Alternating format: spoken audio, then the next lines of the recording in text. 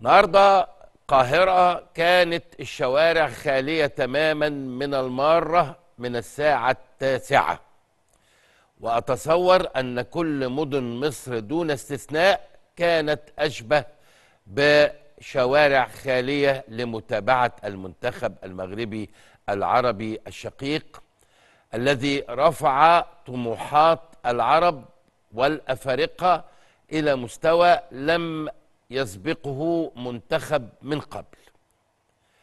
مباراة النهاردة كلنا تابعناها أكيد، ولا أتجاوز في الحوار أن المنتخب الفرنسي في معظم أوقات المباراة كانوا أقزاما أمام المنتخب المغربي، واستطاع المنتخب المغربي أن يتلاعب بكل خطوط المنتخب الفرنسي، ووصل أكثر من 6 مرات داخل منطقة الجزاء، منهم 3 مرات أهداف مؤكدة، وكأن الفرنسيين قد سحروا أمام المرمى، شيء لا يصدقه عقل في الفرص العظيمة اللي أتيحت للمنتخب المغربي، وخصوصا لاعب عبد الرزاق اللي ذهب أكتر من مرة، البديل اللي نزل في الدقيقة 62 كان له فرص مؤكدة، والكورة أمام خط المرمى ما هيش عايزة تخش.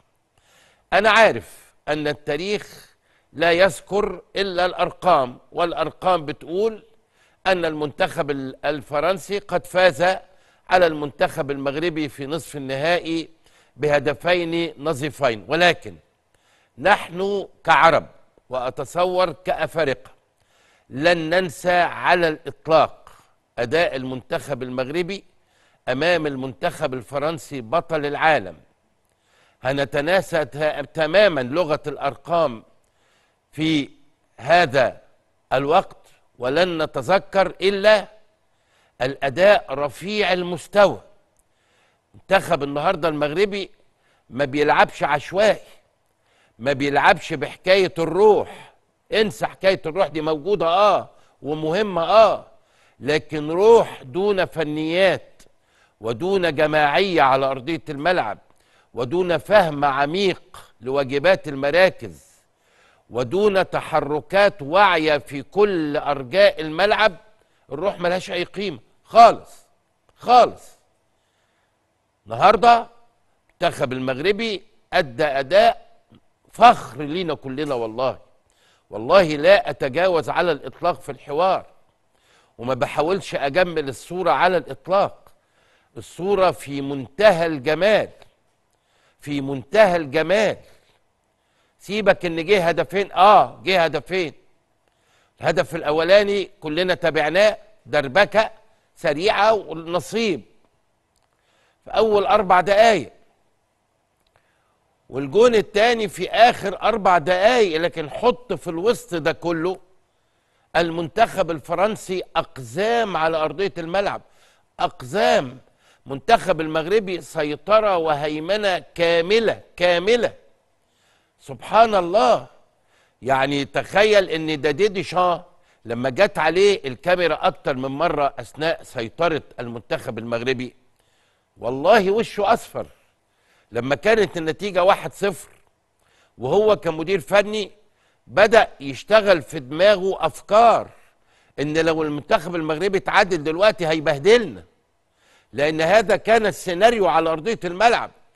انا قبل المباراة بمنتهى الصراحة كنت خايف جدا، شأن ناس كتير عشان نكون صرحاء، لأن المنتخب الفرنسي بطل كأس العالم وهزم مش عارف مين وهزم مين وعنده جيرو وعنده بابي وعنده جريزمان فأنا كنت قاعد أمام الشاشة خايف.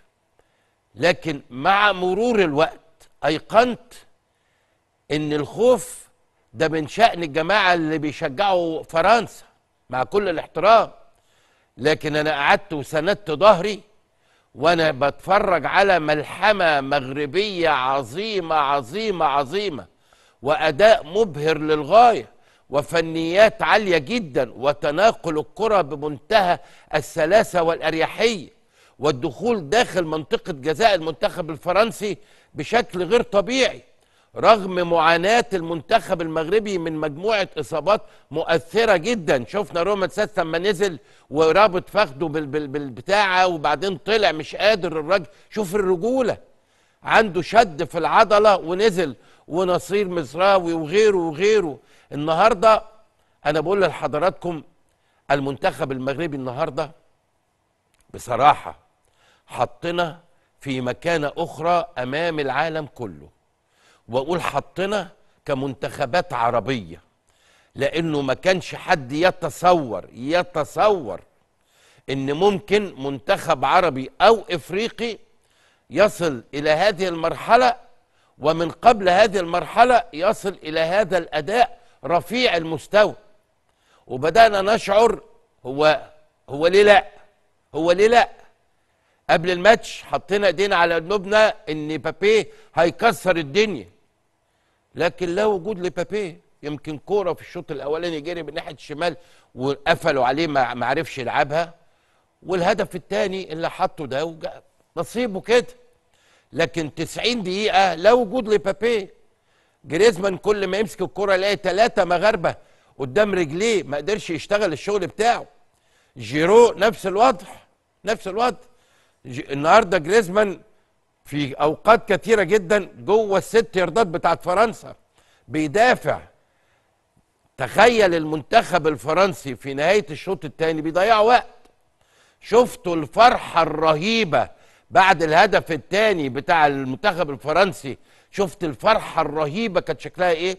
لان هم كانوا متوقعين في كل لحظه ان ممكن جدا المنتخب المغربي يتعادل، ولو اتعادل المنتخب المغربي كان اطاح بالمنتخب الفرنسي خارج المونديال.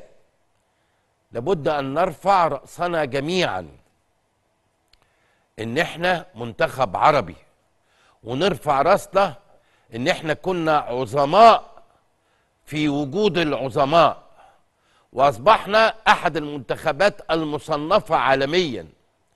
ومن ثم لابد أن نعلم من الآن فصاعدا أنه لا مكان للخوف، لا مكان لاعتبارات منتخبات كبيرة، بشرط أن يكون لدينا منتخب حقيقي.